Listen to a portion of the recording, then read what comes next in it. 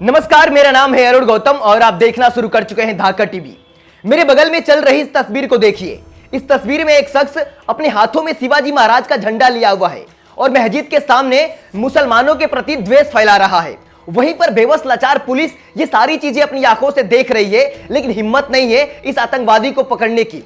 आज के इस वीडियो में जानने की कोशिश करेंगे कि क्या शिवाजी मुसलमानों के खिलाफ थे?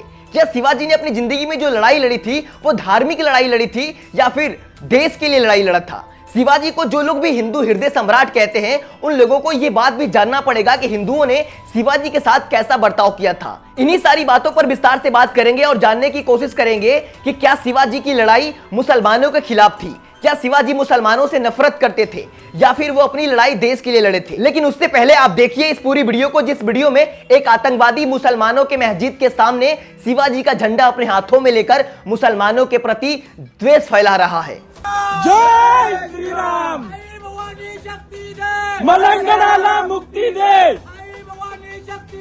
मलंगडाला मुक्ति दे। जय श्री राम, जय श्री राम। मलंगडाला मुक्ति दे। महादेव, महादेव। जय श्री राम। तो देखा आपने किस तरह से यह आतंकवादी अपने हाथों में शिवाजी महाराज का झंडा लेकर मस्जिद के सामने मुसलमानों के प्रति नफरत फैला रहा है। जिस शिवाजी की सेना में 37% मुस्लिम थे, 50% आदिवासी थे, उस शख्स को मुसलमानों का सबसे बड़ा दुश्मन घोषित करने की कोशिश किया जा रहा है। जिस शिवाजी को ये लोग हिंदू हृदय सम्राट आज कह रहे हैं, बताते हैं कि मुसलमानों के सबसे बड़े दुश्मन थे और हिंदुओं के लिए इन्होंने अपनी लड़ाई लड़ी, उन्हीं शिवाजी को पूना के ब्राह्मणों ने राज्याभिषेक करने से मना कर दिया था। कहा था कि शूद्रों का राज्याभिषेक कभी नहीं हो सकता है। फिर बाद में वाराणसी से गागाजी भट्ट को बुलाया गया और वो वाराणसी से आकर राज्याभिषेक किया, वो भी अपने दाहिने पैरों से। पूना के ब्राह्मणों ने उन्हें राज्याभिषेक करने से मना कर दिया। सोचिए, तब जाकर बनारस से गंगा भट्ट को बुलाया गया और वो भी ब्राह्मण इतना नीच था कि अपने दाहिने पैर से शिवाजी महाराज का राज्याभिषेक किया। तब कहां चली गई थी हिंदू धर्म की परंपरा? तब क्यों नहीं उन्हें हिंदू हृदय सम्राट कहा जाता था?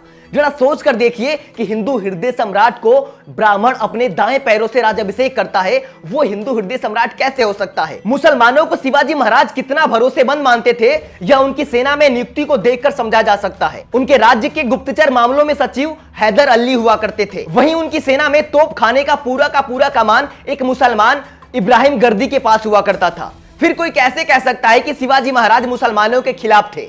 फिर कोई कैसे मान सकता है कि शिवाजी महाराज मुसलमानों के विरुद्ध थे? दरअसल उस वक्त की लड़ाई जाति धर्म की नहीं हुआ करती थी। उस वक्त लड़ाई थी हमारे साम्राज्य की, हमारे देश की लड़ाई थी। उस वक्त हिंदू धर्म अस्तित्व में ही नहीं था। उस वक्त लड़ाई धर्म की नहीं थी, ना ही मुसलमानों की थी लड़ाई। एक बार ऐसे शिवाजी महाराज अफजल खान से मिलने गए। तब अफजल खां का एक वकील हुआ करता था जिसका नाम था कृष्णा भास्कर। उसने उस वक्त शिवाजी महाराज पर हमला कर दिया, लेकिन उस तलवार के वार को जीवा नाम के एक नाई ने अपने ऊपर ले लिया और शिवाजी की वहां जान बच गई। फिर इस घटना के बाद एक कहावत प्रचलन में आ गई कि जीवा इसलिए बचा शिवा। सोच कर देखिए कि उस वक्त शिवाजी पर एक ब्राह्मण ने हमला किया था, लेकिन वहीं शिवाजी की सेना में कई मुसलमान उनके भरोसेमंद थे। दरअसल शिवाजी के वक्त हिंदू धर्म अस्तित्व में ही नहीं था। वो सारी की सारी लड़ाई देश के लिए होती थी, अपने साम्राज्य के लिए होती थी, ना कि वो लड़ाई मुसलमानों के लिए हुआ करती थी। उस वक्त हिंदू उन लोगों को कहा जाता था जो लोग मुगलों से हारे हुए लोग थे।